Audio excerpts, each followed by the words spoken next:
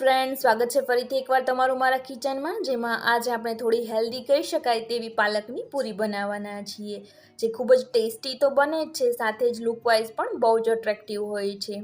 અને આમ પણ નાનાથી મોટા દરેક લોકોને પાલક ખૂબ જ ઓછી ભાવતી હોય છે, તો એવા ટાઈમ પર તમે એ લોકોને આ રીતે પૂરી અથવા તો તેના પરાઠા બનાવી અને જમાડી શકો છો. અને તે દેખાવમાં પણ ખૂબ જ સારી લાગે છે, જેથી બાળકો પણ જમવા માટે લલચાઈ જશે.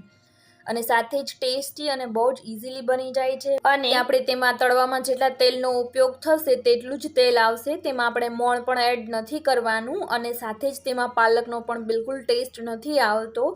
તો તમે પણ આ રેસીપીને એકવાર જરૂરથી ટ્રાય કરજો. અને જો તમને મારી રેસીપીઓ ગમે તો લાઇક, શેર અને સબસ્ક્રાઈબ પણ જરૂરથી કરી દેજો. અને સાથે જ બાજુમાં જે બેલ આઇકન છે તેને પણ પ્રેસ કરી દેજો, જેથી જે પણ નવી રેસીપી આવે એનું નોટિફિકેશન તમારી પાસે સૌથી પહેલાં આવી જાય.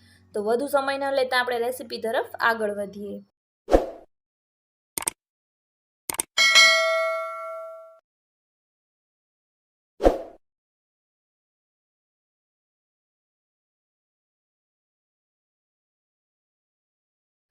તો પાલકની પૂરી બનાવવા માટે સૌથી પહેલાં મેં અહીંયા 3 બંચ પાલકના લીધેલા છે, અને આ પાલકને સૌથી પહેલાં ધોઈ લીધેલી છે. સૌથી પહેલી એક અગત્યની વાત એ છે કે તમે પાલકને કાપ્યા પહેલાં જ ધોશો તો એના જે ન્યુટ્રિશન હોય તેમાં જળવાઈ રહેશે, અને ત્યારબાદ જ તેને કાપવાની. તો અહીંયા મેં તેના મોટા મોટા ડાળખાને કાપી નાખેલા છે, અને થોડા આ રીતના ડાળખા નાના નાના હોય તેને રહેવા દીધા છે. તો તેને ધોઈ અને હવે આપણે તેને મિક્સર જારમાં બ્લેન્ડ કરી લેવાની છે. તો તેના માટે સારી રીતે બ્લેન્ડ થાય એટલે આપણે અહીંયા અડધો ગ્લાસ જેટલું પાણી એડ કરી દેવાનું છે, જેથી એ સારી રીતે પીસાઈ જાય. તો હવે આપણે તેને પીસી લેવાની છે. તો અહીંયા આપણી પાલક જે છે એકદમ સરસ રીતે પીસાઈ ગઈ છે, અને એમાં પાંદડા ન રહે અથવા તો તેના ડાળખાના કટકા ન રહે તેનું ખાસ ધ્યાન રાખવાનું છે. તેને સારી રીતે પીસી લેવાની છે. અને ત્યારબાદ મેં અહીંયા 3 કપ જેટલો ઘઉંનો લોટ લીધેલો છે, જે વજનમાં એપ્રોક્સ 750 ગ્રામ જેટલો થાય છે. જેમાં આપણે સ્વાદ પ્રમાણે મીઠું એડ કરી દઈશું. તો અહીંયા મેં 1 ચમચી જેટલું મીઠું એડ કરેલું છે. તમે તમારી અનુકૂળતા પ્રમાણે વધારે કે ઓછા પ્રમાણમાં એડ કરી શકો છો. અને ત્યારબાદ તરત જ અહીંયા આપણે પાલકની જે પ્યોરી બનાવીને રાખેલી તે એડ કરી દેવાની છે. અને આ સ્ટેજ પર તેમાં બીજું કશું જ એડ નથી કરવાનું, ફક્ત જરૂરિયાત મુજબનું પાણી એડ કરી અને તેનું નોર્મલ આપણે જેવો પૂરીનો લોટ બાંધીએ આ રીતનો એવો લોટ બાંધી લેવાનો છે. અત્યારે તેનું જે ટેક્સચર છે એ થોડું ખળબચડું છે, કારણ કે આપણે તેમાં મોણ એડ નથી કરેલું, એટલે હું અહીંયા ફક્ત 2 ચમચી જેટલું મોણ એડ કરીશ અને ફરીથી તેને ચીકવી લઈશ, જેથી એનું જે ટેક્સચર છે એ સરસ મજાનું સ્મૂથ બની જાય. તો અહીંયા સરસ મજાનું તેનું ટેક્સચર પણ આવી ગયું છે. તો હવે આ લોટને આપણે 15 થી 20 મિનિટ માટે રેસ્ટમાં મૂકી દઈએ.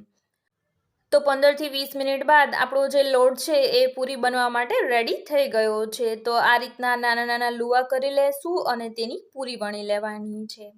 તો અહીંયા આપણી જે પૂરી છે એ સરસ મજાની વણાઈ અને રેડી થઈ ગઈ છે. તેની થિકનેસ આપણે નોર્મલ પૂરીની રાખીએ તેવી જ રાખવાની છે. સાઇઝ તમે તમારી અનુકૂળતા પ્રમાણે નાની કે મોટી રાખી શકો છો.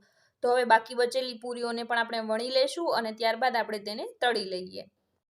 તો પૂરીને તળવા માટે પણ અહીંયા એક પેનમાં તેલ ગરમ કરવા માટે મૂકી દીધેલું છે, અને સરસ મજાનું એકદમ ગરમ થઈ જાય એટલે પૂરીને આ રીતે ઊંધી નાખી દઈશું અને ચમચાની મદદથી તેને દબાવતા જશું, પ્રેસ કરતા જશું, જેથી આપણી જે પૂરી છે એ ફૂલાઈ જાય. આમ તો પૂરી તળવાની આ ટિપ્સને દરેક ગૃહિણીને ખબર જ હોય છે કે પૂરી કેવી રીતે તળવી, છતાં પણ જે લોકો પહેલી જ વાર તળતા હોય કે પહેલી જ વાર પૂરી બનાવતા હોય એ લોકોને ખ્યાલ ન હોય, તો એ લોકો માટે આપણે કહી દઈએ કે પૂરી માટેનું જે ફ્લેમ હોય એ હંમેશા હાઈ જ રાખવાની, અને તમે જે સાઈડ પૂરીને વણો એનાથી ઊંધી સાઈડ તેને તેલમાં નાખવાની આ રીતના, અને સાથે જ તેને ચમચાની મદદથી આ રીતે પ્રેસ કરતું જવાનું, એટલે થોડી જ વારમાં એ પૂરી જે છે એ સરસ મજાની ફૂલાઈ જશે. અને ત્યારબાદ આપણે એ થોડી બ્રાઉન થાય એટલે તેને પલટાવી લેવાની.